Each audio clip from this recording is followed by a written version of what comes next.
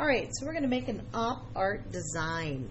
And the idea of this is to make it look like things are going back in space or possibly bulging out, moving, overlapping, and all of that. What you need is a piece of paper and a pencil. This is going to be done on watercolor paper so that we can use watercolor crayons eventually. So I'm just simply taping it down for the sake of the video. And to start with, the first thing I'm going to do is divide this paper in half with a curvy line, not a straight line. And when I say curvy, I'm not going to make it really, really curvy. I'm just going to add a slight curve as I come across, just like that. The next step, once you have divided it in half with a curved line, is we're going to put about 8 to 10 dots on this line.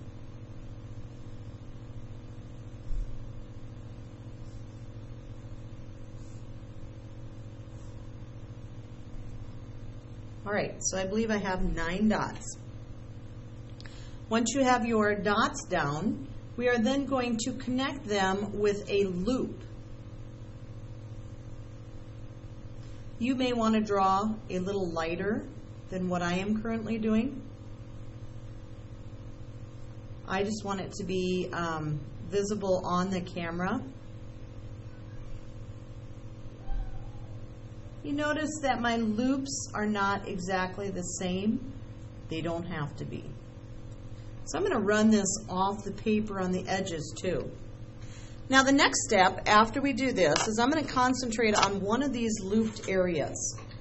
And what I'm going to do is I'm going to start right back on the dot and I'm going to make a bigger loop that comes back around.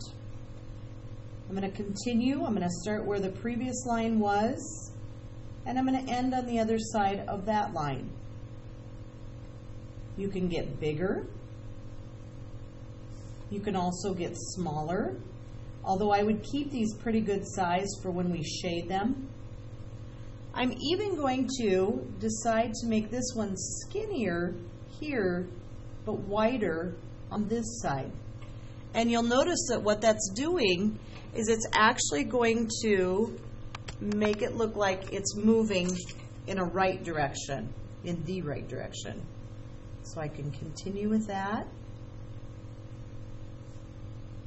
Or maybe I'm going to say, no, maybe I'll straighten that up now. So you noticed I ended a little abrupter here instead of coming around more. And I'm going to go until I run off the page like that. Now with this one, I want this one to go kind of straight, but it's going to get tucked behind the previous one that I just did. So I'm going to do everything the same. Oh, that one was a little small. We'll make this next one a little bigger. There we go. And you can see that this one is going to end because it's being overlapped by the big one right beside it.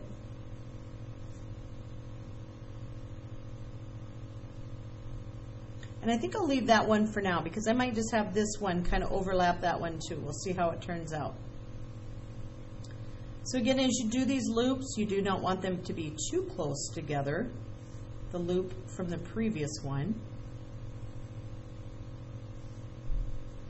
Maybe I'll just start kind of bulging this one over.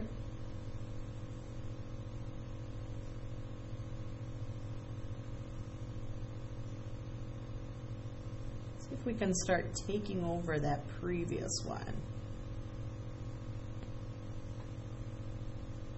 Yep, and there we go. I have just basically overlapped that little one. And then I'm going to continue this for all of my dots, or shall we call them loops. Now, I'm going to do this half, and I'm also going to do this half. So this would actually continue. This portion is going to come down this way. So I'm going to loop it.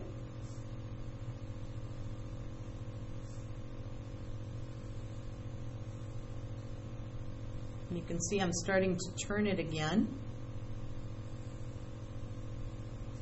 by starting higher up on the previous loop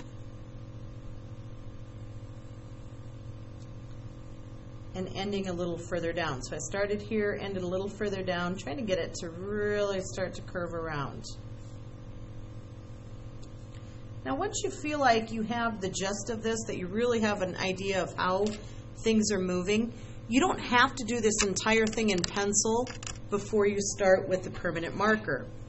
So I think at this point I feel pretty comfortable. Now I'm going to go back over my lines with permanent marker. And I think I'm going to get rid of that first line that I did. And I would outline all of these in permanent marker.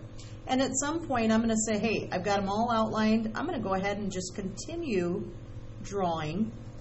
But I feel so comfortable with this that I'll just go ahead and do it with permanent marker and not pencil. So everything is going to be done in permanent marker. Some of it in pencil first, like these. And some of it, I just say, nope, I feel pretty good about this, and I know what I'm doing with my loops. All right, so this is an example of the beginning part of this. This is a smaller version, all right, of one that is completely done, and you can see that it actually has also been started with color, which is going to be in the next video that we'll talk about.